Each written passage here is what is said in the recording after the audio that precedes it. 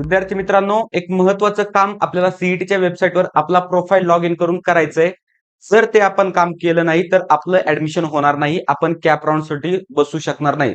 त्याच्यामुळे आत्ताच प्रत्येकाने ते काम व्यवस्थित करायचंय. त्याच्यामुळे हा व्हिडिओ आता शेवटपर्यंत पाहायचा आहे.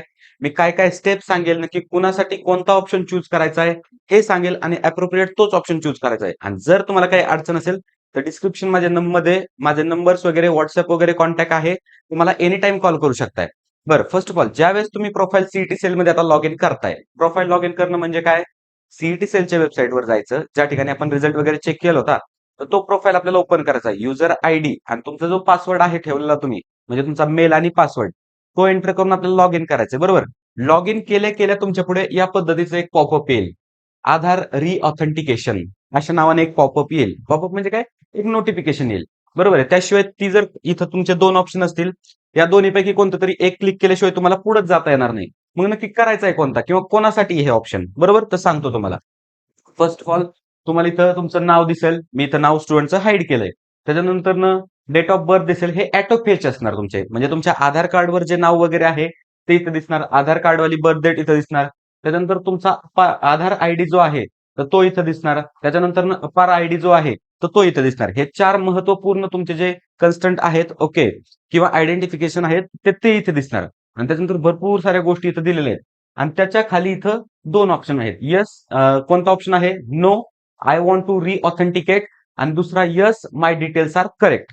तर हे पहा, ज्यावेळेस आपण सीईटीचा फॉर्म भरत होतो, बरोबर, एक पहिले 5 ते 6 दिवस फॉर्म आपण भरत होतो, त्यावेळेस आधार कार्ड म्हणजे आधारचा ओटीपी आणि अपार आयडी हे आपल्याला कंपल्सरी लिंक करावं लागत होतं.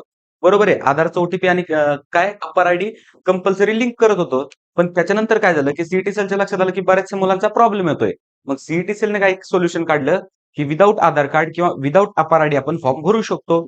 त्यांनी बायपास करून आपल्याला काय दिलं, की विदाऊट आधार कार्ड आपण फॉर्म भरू शकतो. मग बऱ्याचशा विद्यार्थ्यांनी तसे फॉर्म भरलेत, म्हणजे अजून त्यांचं आधार कार्ड आणि अपार आयडी हे सीईटीच्या वेबसाईटला फीचर्स नाही झाली. पण आता कॅप राऊंडला ज्यावेळेस त्यांना जायचंय, तर त्यासाठी त्यांना हे आधार रिऑथेंटिकेशन करावं लागेल. मग त्यांनी कोणता ऑप्शन चूज करायचा आहे? तर हा option, no, I want to reauthenticate my Aadhaar, हा ऑप्शन चूज करायचा आहे. मग तुमचं आधार कार्ड असेल, मग तुमचा अपार आयडी असेल, तुमचं नाव वगैरे जे असेल, तर ते ऑटो फिश होऊन येईल. बरोबर. त्याच्यानंतर अजून दुसरे विद्यार्थी म्हणजे कोणते? ज्यांनी अगोदर रिऑथेंटिकेशन केलं होतं, त्यांचं आधारचं वगैरे आलं होतं, पण नावामध्ये काय मिस्टेक होती, डेट ऑफ बर्थ मध्ये काय मिस्टेक होती. मग त्यांनी काय केलं, नंतर ना आधार कार्ड अपडेट केलं. बरं, अपडेट होऊन आधार कार्ड आलं देखील.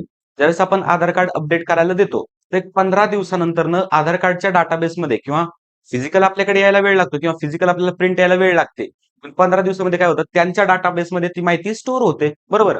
आणि तीच माहिती आपल्याला इथं लागते ना. मग ज्यांचं अगोदर वेगळं नाव होतं, चुकीचं नाव होतं, बरोबर, ऑब्व्हियसली रिऑथेंटिकेट करायच्या अगोदर तुम्हाला या ठिकाणी तुमचं चुकीचं नाव दाखवत असणार आहे. मग त्यावेळेस तुम्हाला रिऑथेंटिकेट करायचंय कधी? ज्यावेळेस तुम्ही आधार कार्ड अपडेट केलंय तुमचं. समजलं? पहिली गोष्ट पहिली गोष्ट खूप महत्वाची आहे. हा ऑप्शन जो आहे तर तो कुणाला चूज करायचा आहे? ज्यांनी फॉर्म भरताना आधार कार्ड आणि अपार आयडी दिली नव्हती, त्यांनी हा ऑप्शन चूज करायचा आहे. दुसरी गोष्ट, ज्यांनी दिली होती पण त्यांच्या आधार कार्डमध्ये काही मिस्टेक होती, नावात वगैरे मिस्टेक होती, त्यांनी ती करेक्ट केलीये. आधार कार्ड त्याच्यानंतर अपडेट केलंय, त्यांनी देखील हा ऑप्शन चूज करायचा आहे. आणि त्याच्यानंतर मग हा ऑप्शन बाकी उर्वरित सगळे कॅन्डिडेट्स आहेत, म्हणजे ज्यांचे हे जे डिटेल्स आहेत हे परफेक्ट बरोबर आहेत, त्यांनी नंतर आधार कार्ड विषयी काहीच केलं नाहीये, हे डिटेल्स बरोबर आहेत, मग त्यांच्यासाठी हा ऑप्शन इथं तुम्हाला चूज करायचा आहे. Yes, my details are correct, हा ऑप्शन चूज करायचा आहे. म्हणजे महत्वाची गोष्ट हीच होती. त्याच्यानंतर आता महत्वाच्या दोन notes. Note 1, please verify the auto fetch DigiLocker records in your profile. Verify करायचे, केले व्हेरीफाय, बरोबर आहेत माझे, ठीक आहे. In case your details are not matching or you had previously skip the verification using bypass option, म्हणजे जो आता बायपास ऑप्शन मी तुम्हाला एक्सप्लेन केला, जर त्या पद्धतीने केला असेल तुम्ही, तर तुम्हाला काय करायचंय? प्लीज रिऑथेंटिकेट. प्लीज काय? रिऑथेंटिकेट म्हणजे पुन्हा व्हेरिफिकेशन करायचंय, बाकी काही नाही जास्त. Please reauthenticate before filling the CAP application form. म्हणजे तुम्हाला कॅपराऊंड मध्ये जाण्यासाठी आधार कार्ड आणि तुमचा जो अपार आयडी आहे हा सीईटीला फिच करून पाहिजे. त्यांच्याकडे ऑथेंटिकेट असणं गरजेचं आहे. Please ignore or close the window if your details are correct. जर तुमच्याकडे डिटेल्स तुमचे करेक्ट असतील सगळे आणि मोस्ट ऑफ स्टुडंटचे डिटेल्स करेक्ट आहेत, तर त्यांनी ती विंडो क्लोज करायची आहे. त्यांनी कोणता ऑप्शन चूज करायचा आहे? तर त्यांनी हा ऑप्शन चूज करायचा आहे. Yes, my details are correct. Okay. त्याच्यानंतर दुसरी note, only one time Aadhaar reauthentication is allowed. म्हणजे तुम्ही आधारचं रिऑथेंटिकेशन फक्त एकच वेळेस करू शकताय. मग हे डिटेल्स होते. मग काही जरी तुम्हाला डाऊट वगैरे असतील, तर कमेंट बॉक्स तुमच्यासाठी ओपन आहे. कमेंटमध्ये मला विचारा किंवा हे माझे इथं नंबर आहेत. ओके. तर या नंबरवर WhatsApp मेसेज करा. कॉल शक्यतो थोडंसं टाळा. पण नंबरवर डाउट्स वगैरे असतील तर WhatsApp मेसेज करा. मी तुम्हाला नक्की तिथे रिप्लाय करेल. त्याचबरोबर आपली प्रीमियम बॅच आहे काउन्सिलिंगची, पर्सनल काउन्सिलिंग. खूप मुलं ऍडमिशन घेतात आणि मुलांचं खूप ब्रांच सिलेक्शन असेल, त्यानंतर पॅरेंटच्या मीटिंग्स असेल, सगळ्या गोष्टी सुरू येतात. सगळ्या गोष्टी व्यवस्थितरित्या सुरू येतात. मुलं डाऊट विचारतायत, मुलांना नवीन-नवीन गोष्टीबद्दल माहिती होतंय, फ्युचर स्कोप सगळ्या गोष्टी आपल्या प्रीमियम बॅचमध्ये आहेत. त्यासोबत ऑफलाईन आपले सेंटर्स अवेलेबल आहेत सातारा आणि कोल्हापूर या 2 ठिकाणी.